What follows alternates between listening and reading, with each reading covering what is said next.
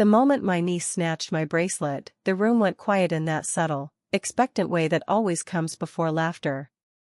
We were halfway through dinner, plates cluttered with half-eaten food, glasses sweating onto the tablecloth, conversation drifting lazily until she reached across the table and grabbed my wrist like it was a toy she'd decided belonged to her. She held the bracelet up between her fingers, inspecting it with exaggerated curiosity, then said loudly, "Mom says this is from the flea market." Her voice was sharp and clear, practiced in the way children sound when they're repeating something they've heard more than once. A few people laughed immediately. Others smiled and looked down at their plates. I felt my face warm, not with embarrassment exactly, but with recognition. What happened next was rather unexpected. I will tell you everything, but first, if you enjoy stories like this, you want to be part of the 10% viewers who click on the like button. It makes us really happy. If you are yet to subscribe to our channel, kindly support us today by subscribing to this channel. This helps us to bring you more beautiful stories. It will be great to tell us where you are watching us from in the comment section. I smiled, because that was the role I had always played. The good sport. The one who didn't make things uncomfortable. The one who absorbed comments like that and let them pass without resistance. Inside, though, something tightened. It wasn't just the comment, it was the confidence behind it. My niece hadn't hesitated. She hadn't looked to her mother for permission. That told me everything I needed to know. This wasn't an offhand remark. It was a family narrative, rehearsed and shared freely, safe enough to be handed to a child and repeated in public without consequence. Her mother didn't correct her. She didn't even look surprised. She smiled faintly, the way people do when a joke lands exactly as intended, then took a sip of her wine as if the matter was settled. Around the table, reactions varied in ways that felt painfully familiar. My brother smirked. An aunt chuckled and said something about kids being too honest. Someone else commented on how flea markets had hidden gems, as if reframing the insult into something charming made it less pointed. No one looked at me directly. That was always the pattern: humiliation delivered openly, empathy withheld quietly. I glanced down at my bracelet, still dangling from my niece's fingers. It wasn't flashy. It wasn't designed to impress anyone who measured worth by brand names or price tags. That, I realized, was exactly why they felt so comfortable mocking it. To them, it fit neatly into the version of me they'd agreed upon years ago, the one who didn't quite measure up, the one whose choices were always slightly questionable, the one whose life was easy to comment on because it was never taken seriously. They believed that version so thoroughly they'd stopped checking whether it was true. I reached out calmly and took the bracelet back, sliding it onto my wrist without a word. My niece shrugged, already distracted by something else, her role complete. The laughter faded, conversation resumed, and the moment passed as far as everyone else was concerned. But I stayed very still, listening, observing, letting the familiar wave of dismissal wash over me without reacting. I noticed how quickly they moved on, how little weight the moment carried for them. That was the part that stung most, not the insult itself, but how ordinary it was to them. As I sat there, nodding along to conversations I wasn't really part of, memories surfaced uninvited. Other dinners. Other comments. Jokes about my job, my clothes, my decisions. Always framed as concern or humor, never as cruelty. And always followed by the same expectation, that I would smile, deflect, and keep the peace. Over time, I had learned to do that almost automatically, the way you learn to brace for cold water before stepping in. But that night, something felt different. Maybe it was the casual way my niece had repeated the lie. Maybe it was the realization that they'd grown comfortable enough to teach it to the next generation. I thought about correcting her. About calmly explaining where the bracelet came from, what it meant, why the assumption was wrong. The thought passed quickly. Correcting them would have turned the spotlight on me in a way I'd learned to avoid. It would have invited debate, disbelief, and subtle eye rolls disguised as curiosity. I knew how that conversation would go. I would be asked questions that weren't really questions, offered advice I hadn't asked for, and left feeling like I'd overreacted. So I didn't say anything. I let them keep the story they'd written for me, even as I felt the weight of it settle more heavily than usual. The rest of the meal unfolded predictably. Stories were shared, plans discussed, small grievances aired under the guise of humor. I contributed when appropriate, laughed when expected, and kept my tone light. No one returned to the bracelet. No one apologized. There was nothing to apologize for, in their eyes. The comment had landed, and the world hadn't ended. That was proof enough that it was acceptable. I watched them carefully then, not with anger, but with a growing sense of clarity. They weren't cruel because they hated me. They were cruel because they didn't think I mattered enough for it to count. At one point, my niece climbed onto her mother's lap, and I saw the woman lean in and whisper something to her, smiling. I couldn't hear the words, but I didn't need to. The dynamic was clear. This was how lessons were passed down, not just about jewelry or flea markets, but about who was safe to laugh at. Who could be diminished without consequence. I felt a strange calm settle over me then, the kind that arrives when a long-suspected truth finally confirms itself. This wasn't about taste or money or misunderstanding. It was about hierarchy, and my place in it had been decided without my consent. When dessert was served, I declined, citing fullness. I wanted to leave, but not abruptly. Leaving too soon would have invited questions, and I wasn't ready for those yet. Instead, I sat back and listened, letting the noise of the room fade into background hum. I noticed how relaxed they all were, how secure in the assumption that I would remain exactly as I always had, quiet, accommodating, unthreatening. That assumption rested on something fragile, though they didn't realize it yet. It rested on the belief that I would continue protecting them from discomfort, even when they had no interest in protecting me from humiliation. As I gathered my things later that evening, hugs were exchanged, goodbyes said. My sister-in-law squeezed my arm and told me to drive safe, her smile warm and practiced. I returned it easily. Years of experience had made that effortless. As I stepped outside into the cool night air, I paused for a moment, letting the quiet wrap around me. I didn't feel angry. I felt resolved. They thought the joke was over. They thought the story ended with my silence. What they didn't know, what none of them suspected, was that I had heard far more than they realized over the years. And I had finally reached the point where I was done carrying everyone else's secrets to preserve my own discomfort.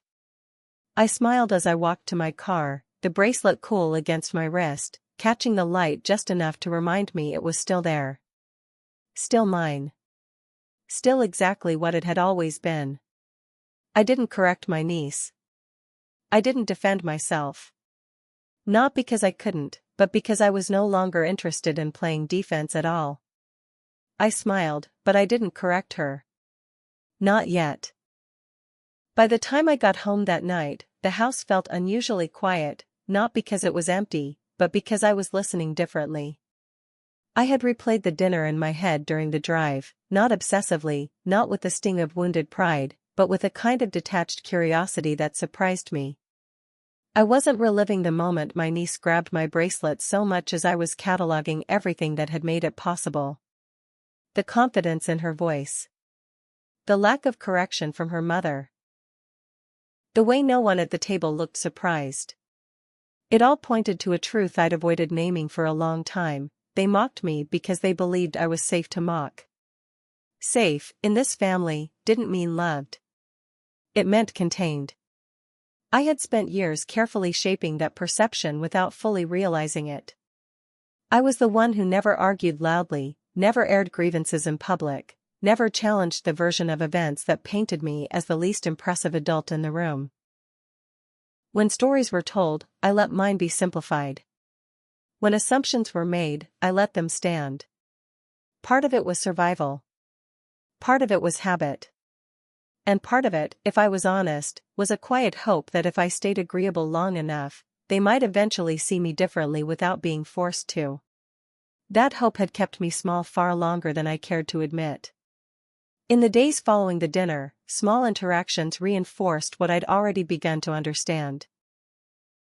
A cousin texted me a laughing emoji about kids saying the darndest things, as if the joke had been harmless, as if intent didn't matter.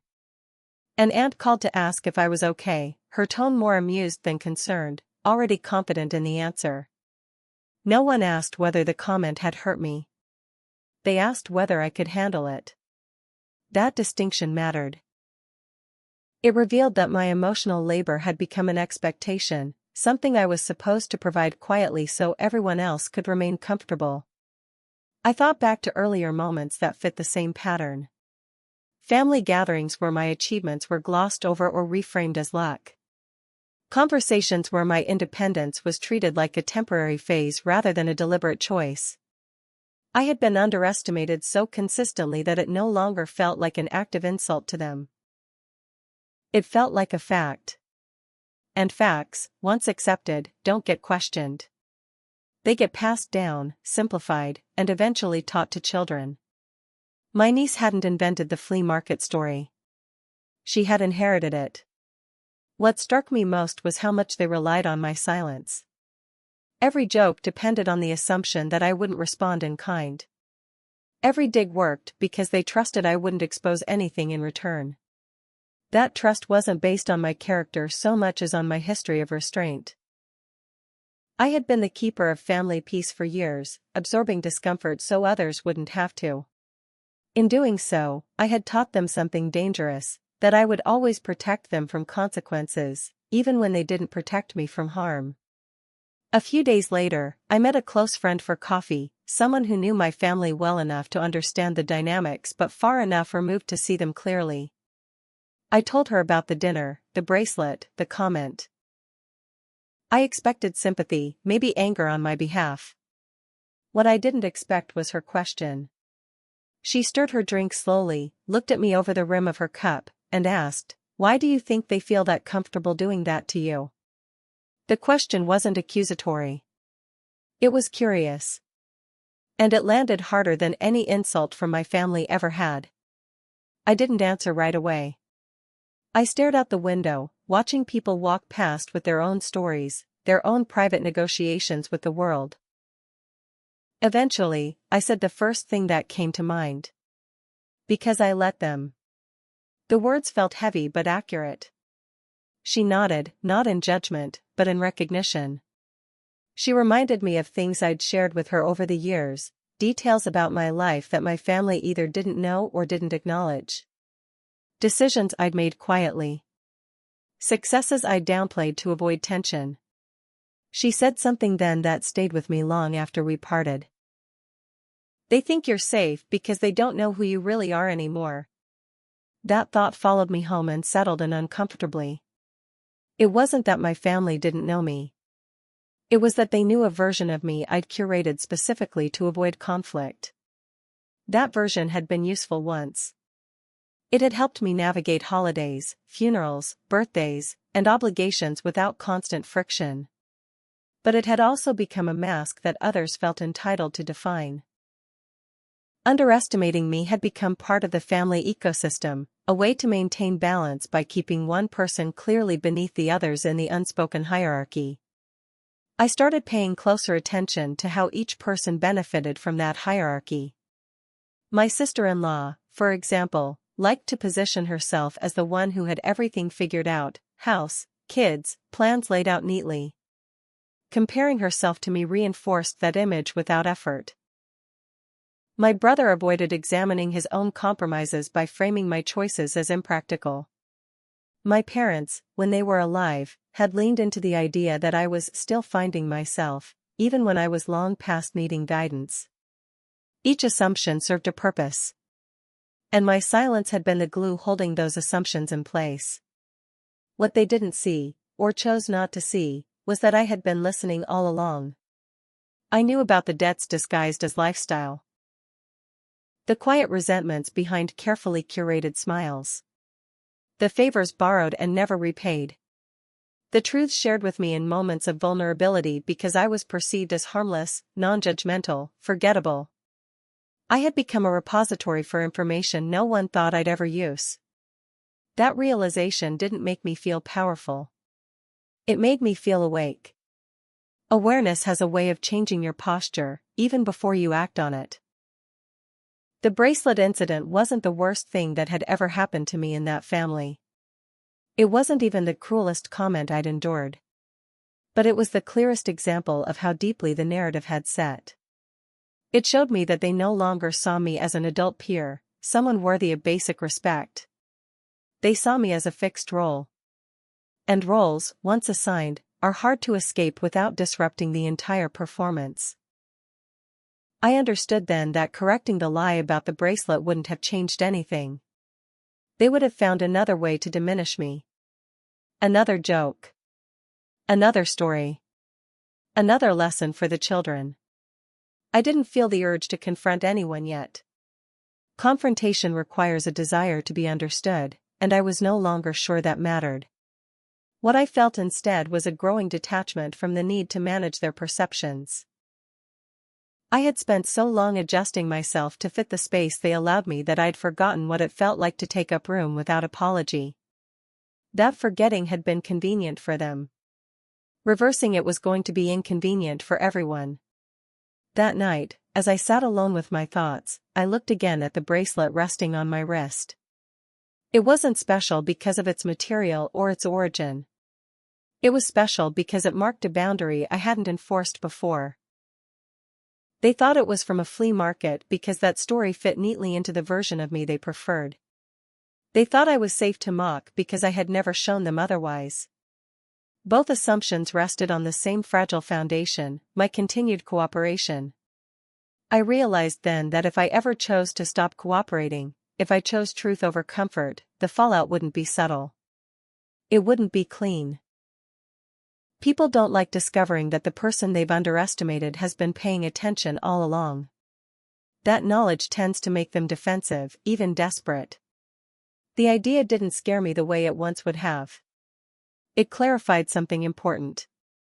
I wasn't obligated to protect people who enjoyed humiliating me. I wasn't required to preserve a peace that only existed because I absorbed the damage. As I turned off the light and prepared for bed, a calm certainty settled over me. They thought I was safe because they believed I had nothing to push back with. They believed I was unaware, unprepared, uninformed. They were wrong on all counts. I had been quiet, not blind. Restrained, not powerless. And while I had no intention of lashing out impulsively, I knew now that silence was no longer my default.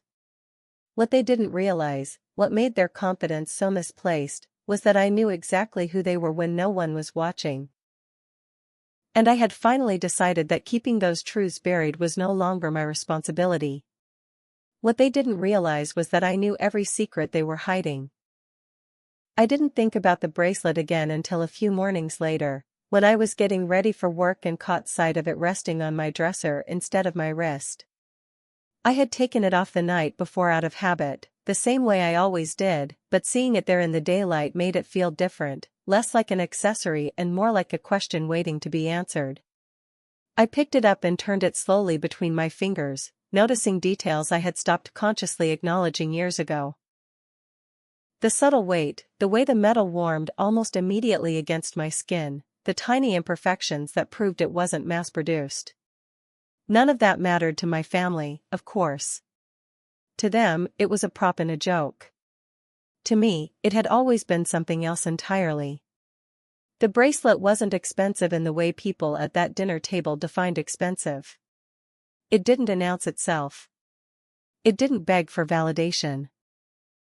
I had chosen it deliberately years ago during a time in my life when I was making choices quietly, without input or approval.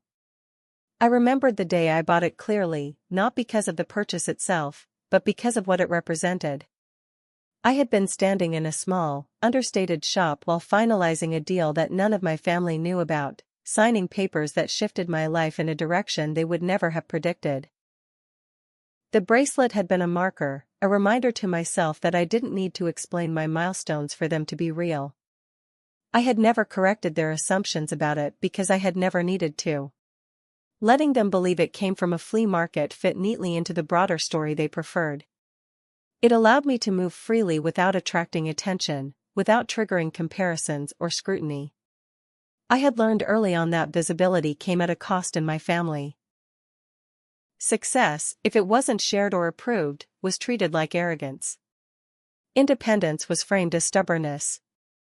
So I learned to keep certain things to myself, not out of shame, but out of self-preservation.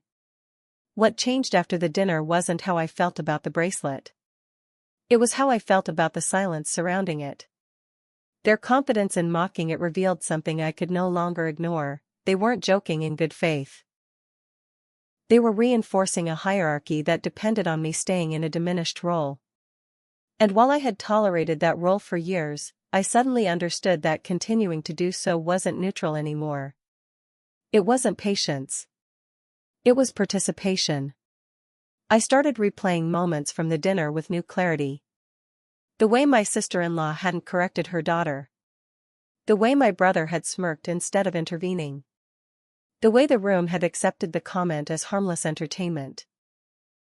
They hadn't been curious about the truth. They had been comfortable with the lie because it supported their version of events.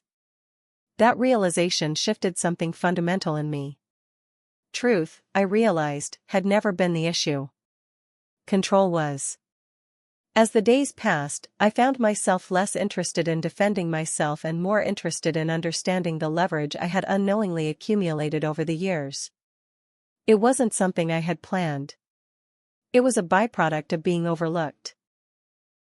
People talk freely around those they don't consider threats. They confide. They vent. They complain. Over time, those moments stack up, forming a quiet archive of who people really are when they don't feel the need to perform. I had never thought of that knowledge as power before.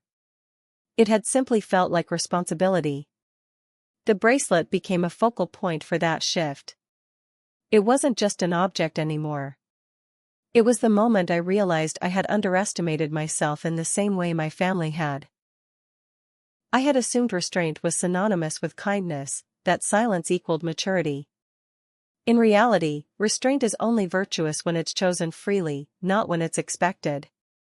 And silence, when it consistently benefits others at your expense, stops being generosity and starts becoming erasure. One evening, I sat at my kitchen table with the bracelet laid out in front of me and thought about what would happen if I finally corrected the story. Not just about where it came from, but about who I was.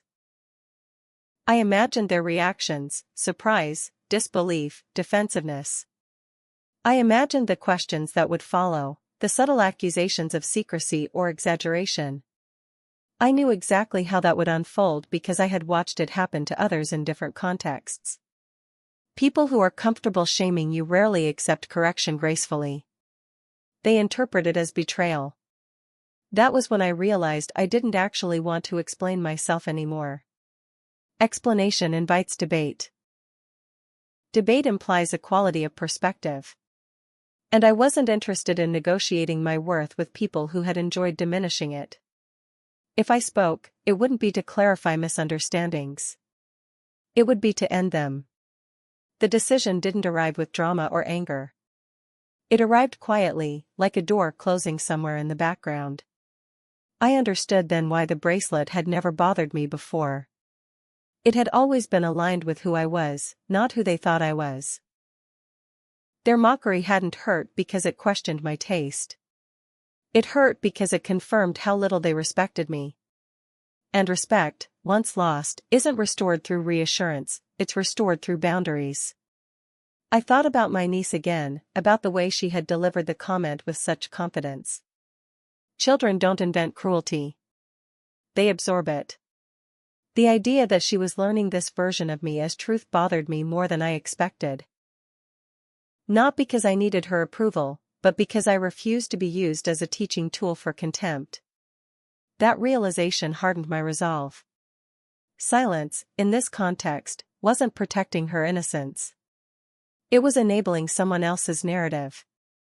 By the time the next family gathering loomed on the calendar, I felt different walking into the thought of it. Not anxious. Not defensive. Prepared. I hadn't planned a speech. I hadn't rehearsed confrontations. What I had done was make a decision about my own participation. I would no longer absorb humiliation quietly to preserve someone else's comfort. And if that choice disrupted the familiar rhythm of our gatherings, so be it. Disruption was long overdue. The bracelet went back onto my wrist that morning, not as armor, but as an anchor. It reminded me that I had navigated complex decisions before without permission, without applause, without explanation. I didn't need this moment to be loud or dramatic. I needed it to be honest. And honesty, I had learned, doesn't always announce itself. Sometimes it waits patiently for the right moment to step forward and speak. I thought about how quickly things can shift once a decision is made internally. Outwardly, nothing had changed yet. No conversations had happened. No truths had been revealed. And yet, I felt the weight of inevitability settle in. Once you stop protecting people from the consequences of their behavior, the consequences don't disappear. They simply arrive.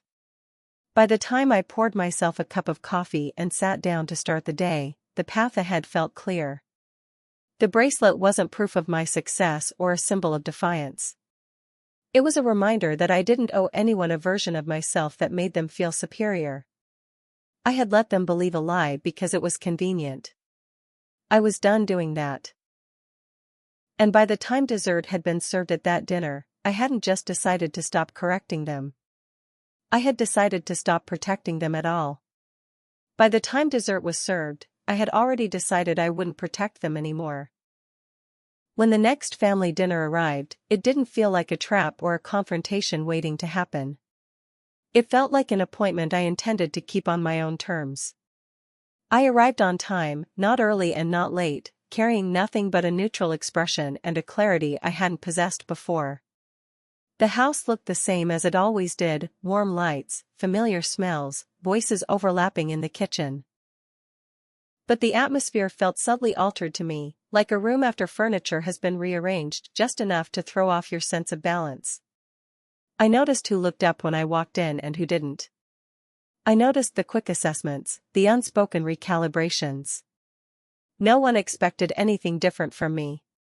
That expectation was the most dangerous thing in the room. Dinner unfolded predictably at first. Plates were passed, drinks poured, small talk exchanged. I took my seat and joined the conversation lightly, offering nothing that would signal a shift. My niece sat across from me again, chattering happily, unaware of the role she had played in something much larger. Her mother glanced at my wrist briefly, eyes flicking to the bracelet and away again, the faintest smile touching her lips. It was a small thing, almost imperceptible, but it told me she still believed the story she'd authored. She still thought she had the upper hand. That confidence settled the last of my nerves.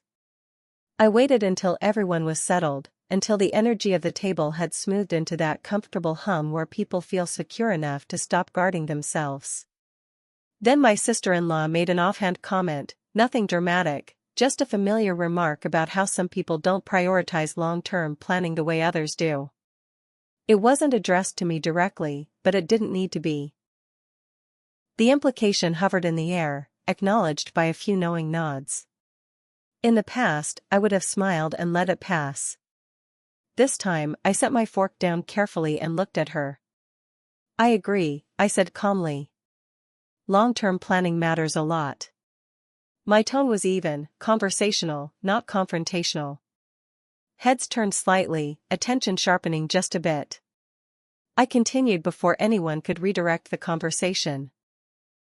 That's why it surprised me when you mentioned last month that you were still paying off the credit cards from the renovation. The words landed softly, but their effect was immediate. Her smile faltered, confusion flickering across her face as she tried to process what had just happened. The table went quiet, not silent, but alert. My brother shifted in his seat, a faint crease forming between his brows. Someone cleared their throat. I didn't raise my voice.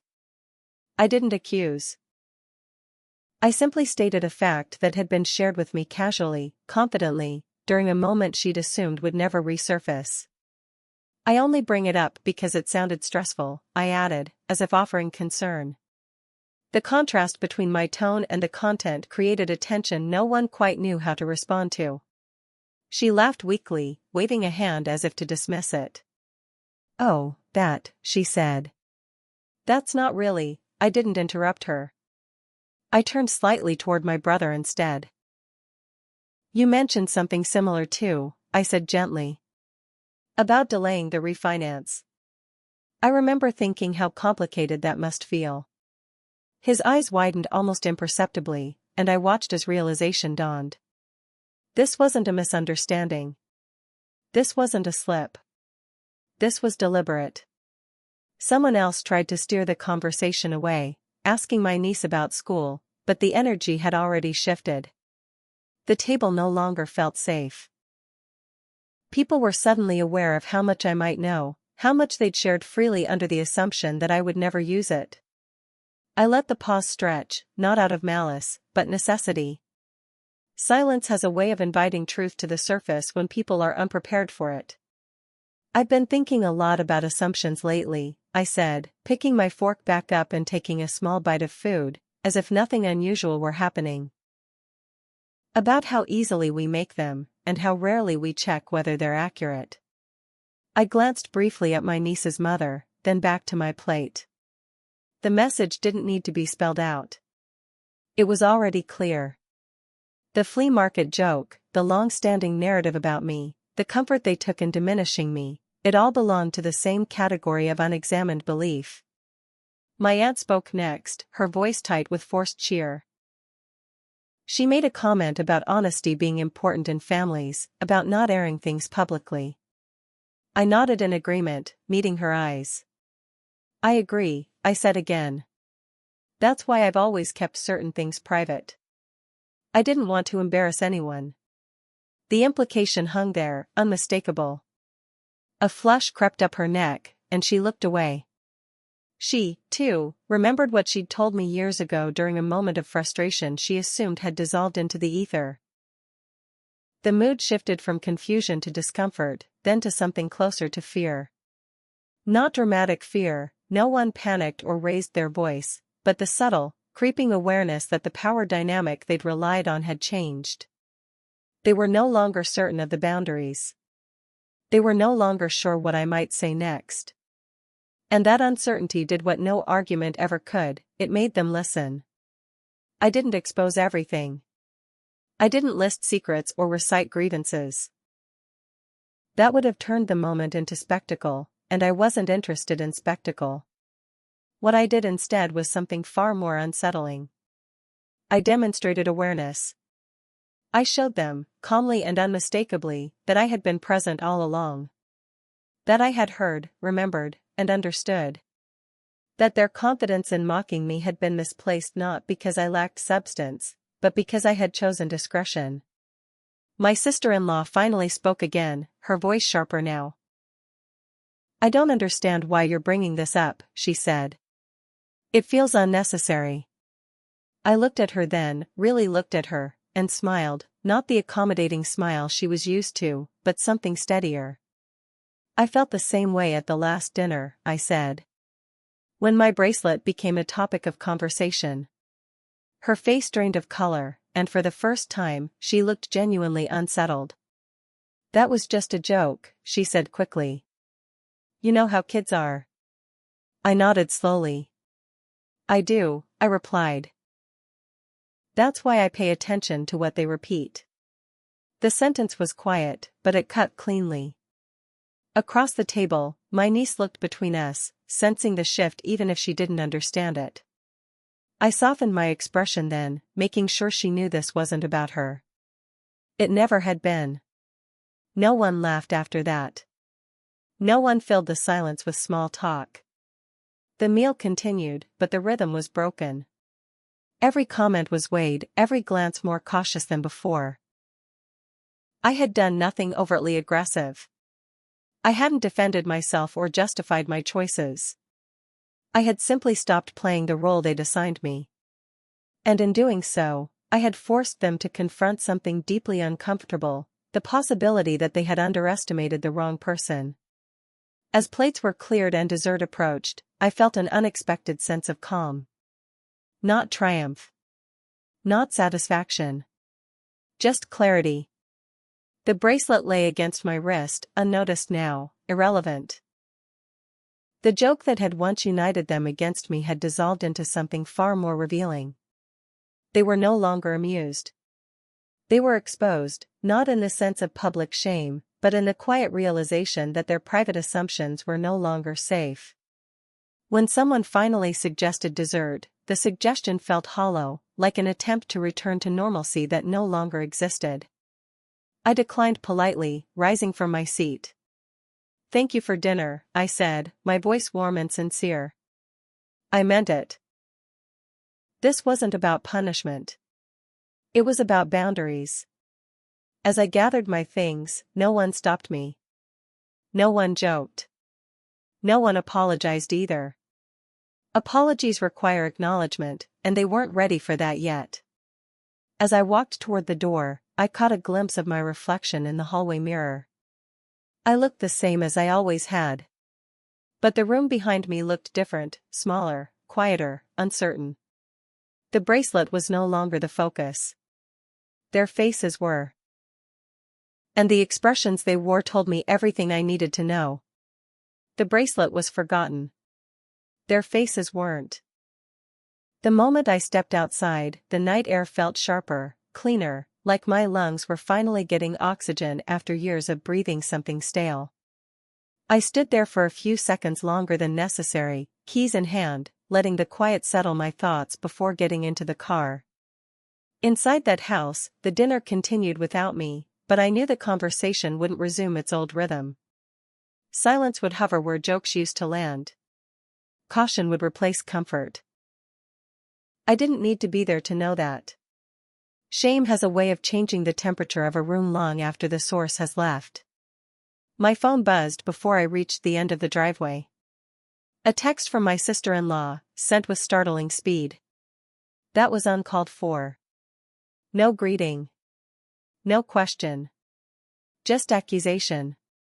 I stared at the screen without responding, noting how quickly the narrative shifted. Moments earlier, public mockery had been harmless humor. Now, quiet truth was suddenly an attack. That inconsistency didn't anger me the way it once might have. It clarified things. People who feel exposed often mistake accountability for cruelty, especially when they're not used to being on the receiving end of discomfort. By the time I got home, there were more messages waiting. My brother's tone was different, less confrontational, more cautious. He said things had gotten awkward after I left. That everyone felt tense. That maybe we should talk. I noticed what he didn't say. He didn't ask why I'd felt humiliated. He didn't acknowledge the joke about the bracelet. He focused instead on the disruption, on the loss of equilibrium. That was the pattern I'd lived with my entire life. Harmony mattered more than honesty, as long as I was the one absorbing the cost. Over the next few days, the fallout unfolded in quiet, revealing ways. Conversations that once flowed easily became stilted. Invitations were framed more carefully. People seemed unsure how to interact with me now that I'd demonstrated awareness. A cousin called under the guise of checking in, then pivoted quickly to asking whether I was okay, her emphasis suggesting concern about my behavior rather than my feelings. I answered politely, briefly, offering no reassurance. I was done smoothing edges that cut me. The most telling reaction came from my niece's mother. She avoided direct conversation at first, choosing instead to send long messages filled with justification. She explained that the flea market comment had been misunderstood, that it was never meant to be hurtful, that I was too sensitive. Reading those words, I felt an unexpected calm. Sensitivity had always been the accusation of choice when someone wanted to dismiss harm without taking responsibility for it. I didn't argue. I didn't defend. I simply replied once, clearly. I didn't misunderstand. I just stopped laughing. That message ended the exchange. Silence followed, heavy and unresolved. I knew that silence would bother her far more than any argument could have. Arguments invite engagement. Silence signals finality. For years, I had been the one chasing resolution, explaining myself, seeking understanding. Now, the absence of that effort shifted the burden entirely onto them. They wanted me to reassure them that everything was fine, that the rules hadn't changed. I wasn't interested in offering that comfort anymore. What surprised me was how quickly the power dynamic reversed once I withdrew my compliance. People who had once spoken freely around me now measured their words. Information stopped flowing casually. Secrets that had once been shared without a second thought were suddenly guarded. That shift confirmed something I'd suspected but never proven. My silence had been their safety net. I had been trusted not because I was respected, but because I was predictable. And predictability, once broken, unsettles people deeply. I reflected often on my niece during that time, wondering how the adults around her would frame what had happened. I suspected they would tell her I'd been mean or overreacted, crafting a version of events that protected their self-image. I accepted that. Children learn from what they're shown, and eventually, they learn to question it too. I couldn't control that process. What I could control was whether I continued to be the example of someone who tolerated disrespect quietly. That chapter of my life was closed. There were moments when doubt crept in, usually late at night when the house was quiet and my thoughts wandered. I asked myself whether I'd gone too far, whether revealing even small truths had been necessary. Those questions never lingered long. Each time, they were answered by the memory of that dinner table, of laughter built on my humiliation, of the assumption that I would always stay small to keep others comfortable. The truth hadn't changed the family. It had simply exposed it. The irony wasn't lost on me. They accused me of shaming them, yet none of what I'd said had been untrue. It had only felt shameful because it contradicted the image they preferred to project. Shame doesn't come from exposure alone. It comes from the gap between who you claim to be and what you actually do. I hadn't created that gap. I'd just stopped pretending it wasn't there. A week later, my brother finally asked the question everyone else was avoiding. We spoke on the phone, his voice cautious, almost tentative. "Why did you do it?" he asked. Not angrily. Not accusingly. Just confused. I took a breath before answering, choosing honesty over diplomacy. "Because I'm tired of being the punchline," I said. "And because I realized I don't owe anyone my silence." There was a long pause after that. He didn't argue. He didn't apologize either. But something shifted in his tone. Recognition, maybe. Or discomfort. Either way, it was real. That conversation marked the end of something for me, not the end of family ties, but the end of obligation without reciprocity. I no longer felt responsible for preserving a version of family harmony that depended on my diminishment. If relationships were going to continue, they would have to do so on different terms. Respect wouldn't be optional. Awareness wouldn't be dismissed. And jokes at my expense would no longer be treated as harmless. The shame that night had changed sides, but not in the dramatic way people imagine. No one was publicly humiliated. No voices were raised. Instead, the shift was internal, subtle, and deeply unsettling for those who had never expected to be seen so clearly. That kind of exposure lingers. It alters behavior. It forces reflection, or avoidance. Either outcome was no longer mine to manage. As I settled into that new reality, I felt lighter than I had in years. Not because everything was resolved, but because I had stopped carrying what wasn't mine. I hadn't burned bridges. I had simply stepped off one that only I'd been holding up. And in doing so, I finally understood something essential. dignity doesn't require permission. It requires a boundary, and the willingness to enforce it. They asked me why I was doing this, and I finally answered honestly. The next time I saw my family, it was under circumstances that would have once made my chest tighten with anticipation. A birthday, neutral territory, fewer people, less noise. In the past, I would have rehearsed my behavior in advance, how much to say, when to smile, how to avoid becoming the quiet center of attention. This time, I didn't rehearse anything. I arrived as I was, unguarded but not exposed, aware of the space I occupied and comfortable letting it exist without apology. The bracelet stayed on my wrist, not because I needed it there, but because I no longer felt the need to hide anything that belonged to me. The change in the room was subtle but unmistakable. Conversations paused when I entered, then resumed with a slightly different cadence. People were polite. Careful. Almost formal. No jokes landed at my expense. No comments about my choices, my appearance, or my life slipped out under the guise of humor. It would have been easy to interpret that shift as growth, as respect finally earned. I didn't. I understood it for what it was, recalibration. They were learning where the lines were now, testing the edges of a boundary they hadn't known existed before. That was fine. Boundaries don't need applause to be effective. My niece approached me at one point, holding a plate of cake with both hands, her face serious in the way children get when they sense something has changed but don't yet have the language for it. She looked at my wrist, then up at me, and asked quietly where my bracelet came from. There was no malice in her question. Just curiosity. I smiled at her and answered simply, honestly, without embellishment. It's something I bought for myself a long time ago, I said. Because I liked it. She nodded, satisfied, and walked away. That exchange mattered more to me than any apology I hadn't received. No one corrected me. No one contradicted the truth.